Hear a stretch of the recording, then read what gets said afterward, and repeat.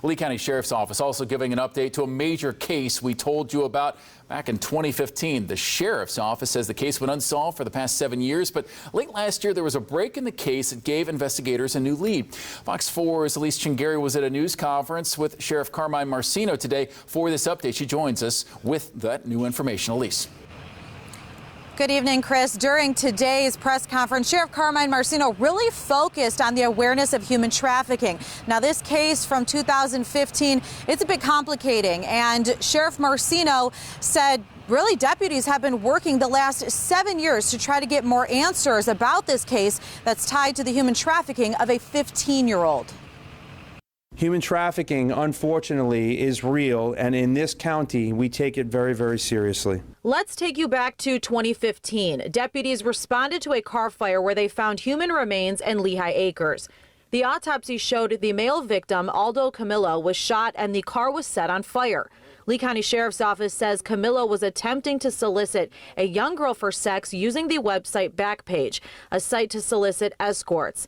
Deputies say through phone records they found Camillo and the 15-year-old connected, and new information led to the arrest of 31-year-old Sunny Jabari. During our investigation, we learned that an altercation between Jabari and Camillo stemmed from a posting which led to Camillo's death.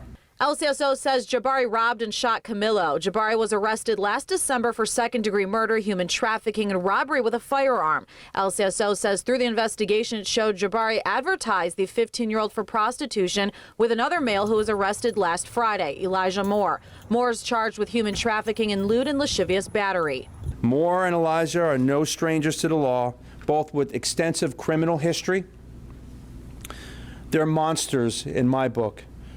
They abused a 15-year-old girl, taking her all over Florida, forcing her to have sex for money. Sheriff Marceno talked about the signs of human trafficking, adding that you need to keep a lookout for red flags, like if a person appears to be controlled by another, has possession of another's money, IDs, bank card. These are red flags. When you call or text or bring forth information, you save lives.